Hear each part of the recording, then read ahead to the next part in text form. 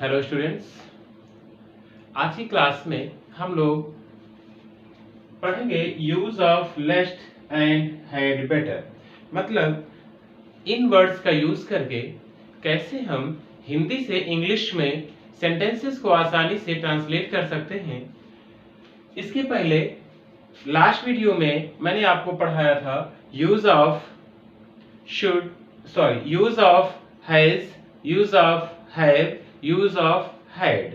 यदि आपने अभी तक वो वीडियो नहीं देखी है तो ये वीडियो देखने से पहले इसके पहले की वीडियो जरूर देख लें ताकि आपको सीक्वेंस में चीजें समझ में आ सके।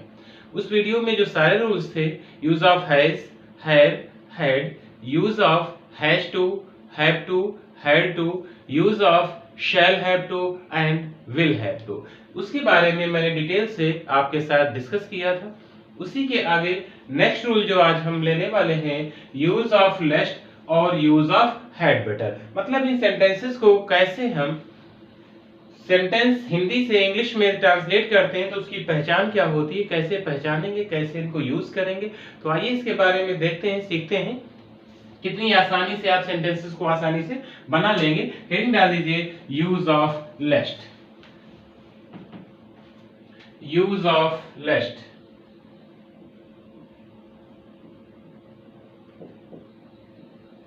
Use of lest. देखिए, इसको ये समझना है हमें कि जब कोई हिंदी का सेंटेंस दिया हुआ हो और उसमें हमें लेस्ट का यूज करना है तो उसकी पहचान क्या होती है। तो उसकी पहचान नोट कर लीजिए आप।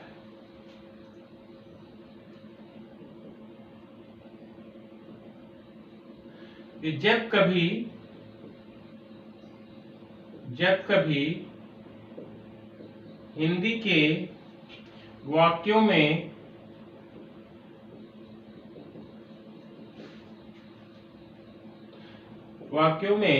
कहीं ऐसा ना हो,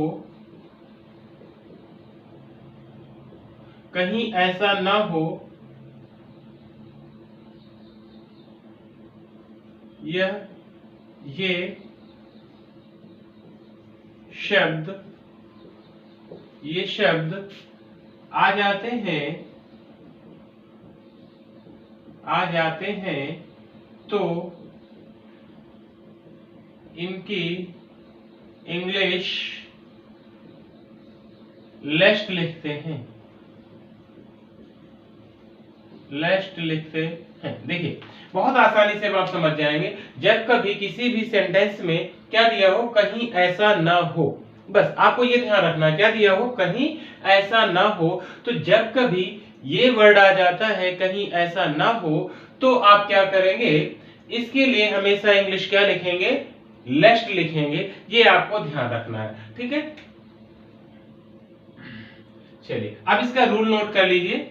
रूल बहुत ही इंपॉर्टेंट है। यदि रूल आपको याद रहेगा तो आपको कभी कोई प्रॉब्लम नहीं आने वाली है। सबसे पहले क्या लिखेंगे, लेस्ट लिखेंगे, मतलब कहीं ऐसा ना हो कि इंग्लिश लिखेंगे। उसके बाद हम क्या लिखेंगे, सब्जेक्ट लिखेंगे, लेस्ट प्लस सब्जेक्ट लिखेंगे, प्लस शुड लिखेंगे, प्लस V1 लिखेंगे, मतलब वर्ब की फर्स्ट फॉर्म लिखेंगे। उसके बाद ऑब्जेक्ट लिखेंगे प्लस अदर वर्ड लिखेंगे, ठीक है। ये रूल आपको याद रखना है कि जब कभी किसी भी हिंदी सेंटेंस में कहीं ऐसा ना हो, ये वर्ड आ जाते हैं तो उसकी इंग्लिश हम क्या लिखेंगे, लेस्ट लिखेंगे सबसे पहले। उसके बाद सब्जेक्ट लिखेंगे। उसके बाद हमेशा ये ध्यान रखिए, ये आपके अदर एग्जाम में मींस जो आपका करेक्ट का सेंटेंस होता है वहां पे भी पूछा जाता है कि सब्जेक्ट के बाद हमेशा मॉडल ऑक्सिलरी वर्ब क्या आएगा, शुड ही आएगा, जब क्या दिया होगा, लेस्ट दिया हुआ होगा, ठीक है। तो लेस्ट प्लस सब्जेक्ट प्लस शुड, और जब मॉडल ऑक्सिलरी आएगा तो उसके बाद हमेशा वर्ब की फर्स्ट फॉर्म ही दी हुई होगी। तो आप इसको जरूर याद कर लीजिए, lest plus subject plus should plus verb की first form plus object plus other word, ठीक है। यदि आपको ये कॉन्सेप्ट याद रहेगा तो आप देखेंगे कि बहुत ही आसानी से आपके हिंदी से इंग्लिश में सेंटेंसेस फॉर्मेट होंगे, बनेंगे, आपको कोई प्रॉब्लम नहीं होगी। आइए अब कुछ एग्जांपल्स ले लेते हैं। इसके पहले यदि आपने अभी तक हमारा चैनल सब्सक्राइब नहीं किया है तो चैनल जरूर सब्सक्राइब कर लीजिए और अपने दोस्तों को भी वीडियो शेयर जरूर करिए। वीडियो को लाइक करना बिल्कुल मत भूलिएगा। चलिए आइए एग्जांपल के माध्यम से कुछ सेंटेंसेस हम लोग देखते हैं और कितनी आसानी से ऐसे सेंटेंसेस बन सकते हैं ये हम देखते हैं। ठीक है, जैसे सेंटेंस दिया हुआ है, कहीं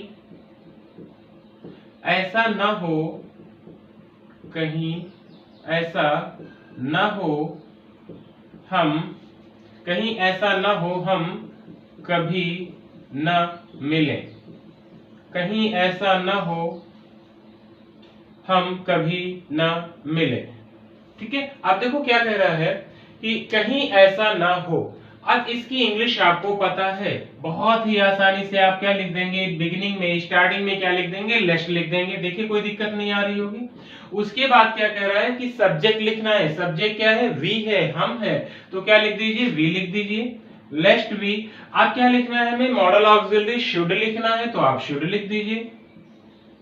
ठीक है, देखिए आप रूल पे बिल्कुल फॉलो करिए, लेस्ट प्लस सब्जेक्ट प्लस शुड। अब क्या कह रहा है, V1 लिखना है, तो मिलना की क्या होगी, मीट होगी, लेस्ट वी शुड। लेकिन कब ना मिले, कभी ना मिले, तो कभी नहीं की इंग्लिश क्या होती है, नेवर होती है। तो क्या हो जाएगा, लेस्ट वी शुड नेवर मीट, क्योंकि यहाँ पर नेगेटिव सेंस दे रहा है तो उसके पहले क्या लग जाएगा, V1 से पहले नेवर लग जाएगा, नेवर मीट।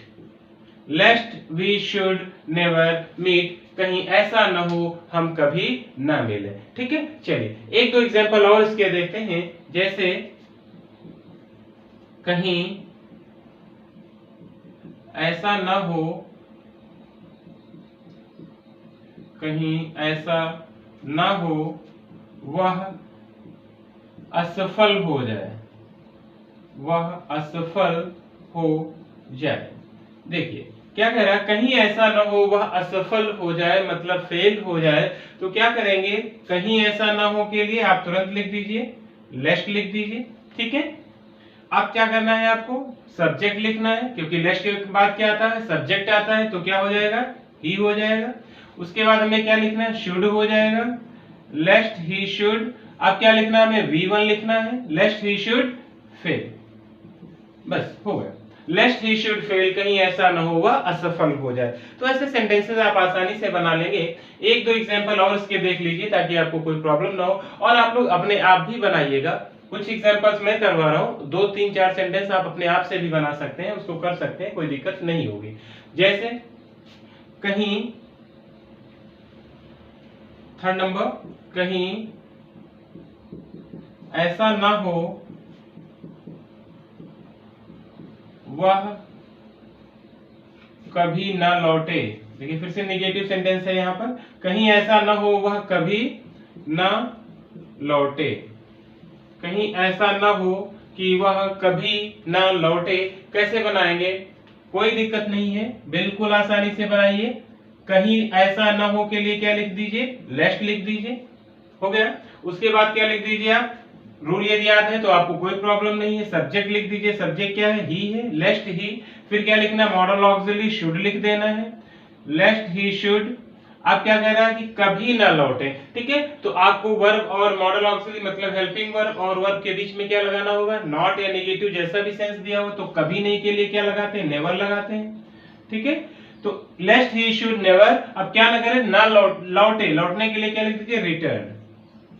ठीक है, लेस्ट ही शुड नेवर रिटर्न, कहीं ऐसा न हो वह कभी ना लौटे। तो ऐसे सेंटेंसेस अब आप आसानी से बना लेंगे, कुछ भी प्रॉब्लम नहीं होगी, आपको कोई दिक्कत नहीं होगी ऐसे सेंटेंसेस बनाने में। जैसे आपको बोलना है कि कहीं ऐसा न हो हम गिर जाएं, ठीक है, कहीं ऐसा न हो कि वह फेल हो जाए, कहीं ऐसा न हो कि वह अपने क्लास में फर्स्ट ना आए। तो ऐसे सेंटेंसेस बहुत आप बना सकते हैं, बस आपको ध्यान क्या रखना है, रूल ध्यान रखना है कि सबसे पहले आपको लेस्ट लिखना है, फिर सब्जेक्ट लिखना है, फिर शुड लिखना है, plus V1 plus object plus other word. यदि आपको ये रूल याद रहेगा तो कोई दिक्कत नहीं होगी, आप बहुत ही आसानी से ऐसे सेंटेंसेस को बना लेंगे। चलिए ठीक है,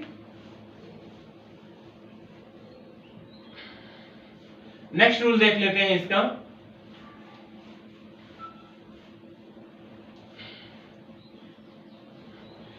अभी हमने डिस्कस किया था कि आज जो है हम यूज ऑफ लेस्ट पढ़ेंगे और यूज ऑफ हैड बेटर पढ़ेंगे। तो अब आप हेडिंग डाल दीजिए यूज ऑफ हैड बेटर, मतलब हैड बेटर का यूज कब करेंगे, किस कंडीशन में हम हैड बेटर का यूज करके आसानी से सेंटेंसेस बना सकते हैं और कोई दिक्कत नहीं होगी। ठीक है, हेडिंग डाल दीजिए use of had better, use of had better, use of had better. अब देखिए हैड बेटर आपके लिए आपको बिल्कुल नया वर्ड लग रहा होगा और आपको नहीं क्लियर हो रहा होगा कि कैसे ऐसे सेंटेंसेस का यूज करें, इन वर्ड्स का यूज कैसे करेंगे हम सेंटेंस में। तो इसका भी आप रूल नोट कर लीजिए, कैसे पहचानेंगे कि इन हिंदी के सेंटेंसेस में हम हैड बेटर का यूज करेंगे तो आसानी से हमारा सेंटेंस बन जाएगा, हमें कोई प्रॉब्लम नहीं होगी। चलिए इसको इसकी पहचान लिख लीजिए। जब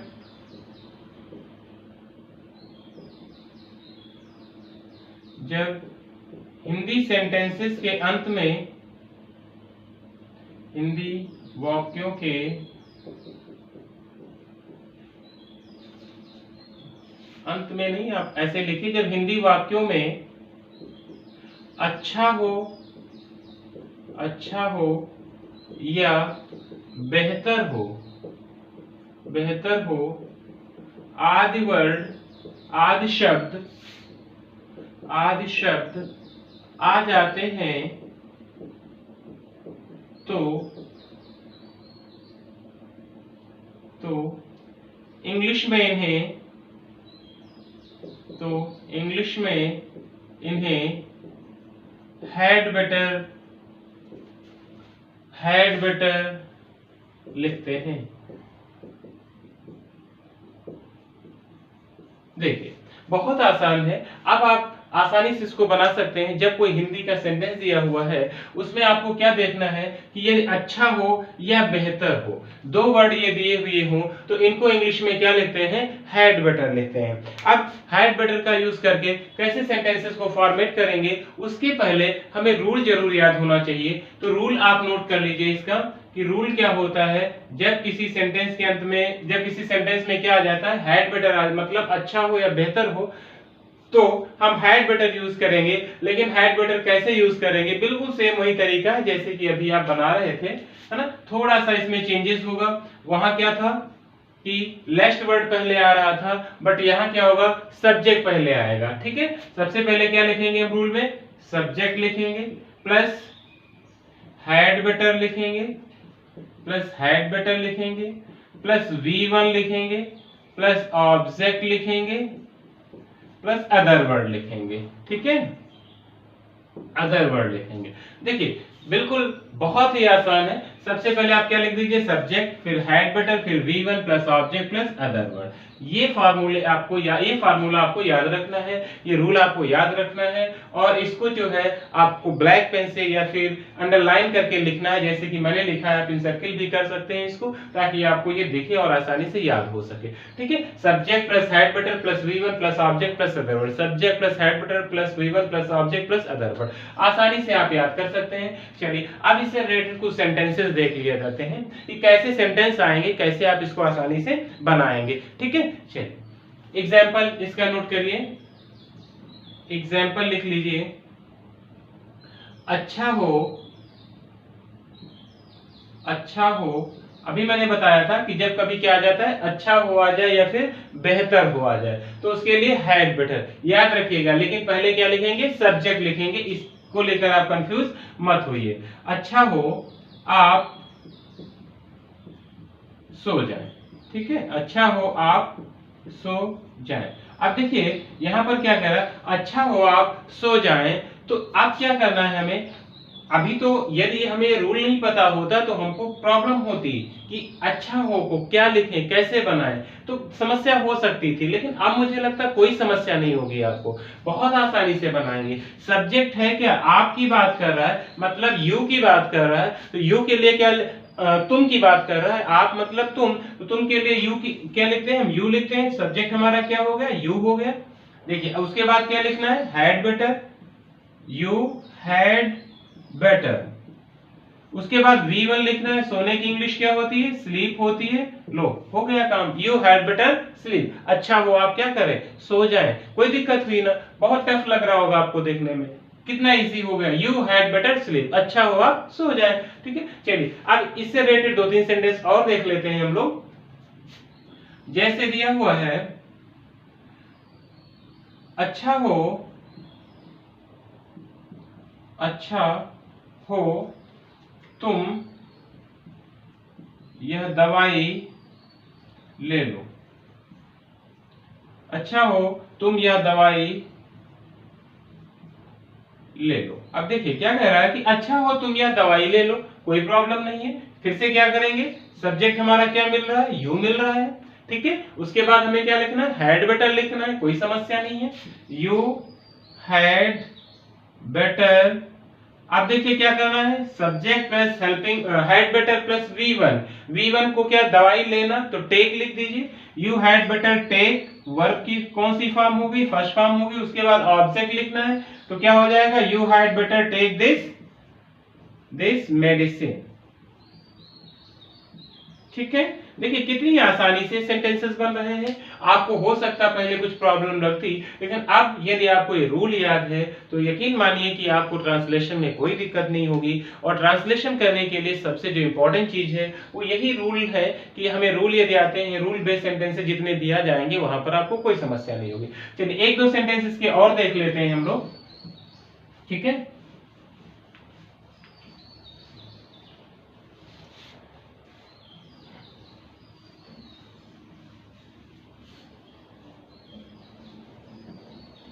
जैसे एक एग्जांपल और इसका देखते हैं।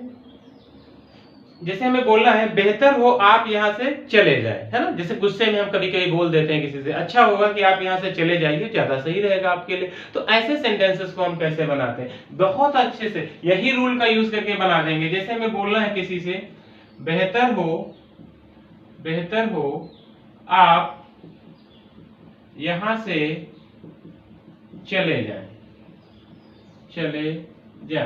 है ना। देखिए कितना आसान सेंटेंस है। और आप इसको इंग्लिश में, इंग्लिश स्पीकिंग के सेंस में भी आप इन्हें ले सकते हैं और अच्छे से आप इनका यूज करके इंग्लिश भी बोल सकते हैं। जैसे आपको बोलना अच्छा हो आप यहां से चले जाएं, ठीक है, तो आप इंग्लिश में कैसे बोलेंगे इसको।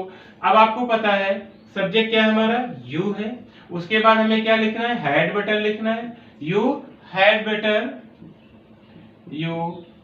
बेटर प्लस क्या लिखना है, ध्यान रखिएगा V1 लिखना है। ठीक है, V1 मतलब गो। अब कहां से चले जाएं, यहां से चले जाएं, from here. You had better go from here, बेहतर हो आप यहां से चले जाएं। अब जैसे किसी को आपको एडवाइस देना है, आप उसे बोलते हो बेहतर है आप परिश्रम करें, है ना। तो ऐसे सेंटेंस को एक और लिख लीजिए, लास्ट सेंटेंस इसका लिख लीजिए, अच्छा हो या बेहतर हो आप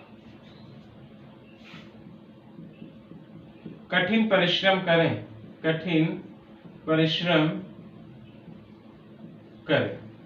ठीक है, तो कैसे लिखेंगे, ये देखिए यहां पर आपकी जगह यदि हम थोड़ा सा चेंज कर देते हैं, बेहतर हो वह कठिन परिश्रम करे। ठीक है, या बेहतर हो राम कठिन परिश्रम करे, किसी का भी नाम आ सकता है।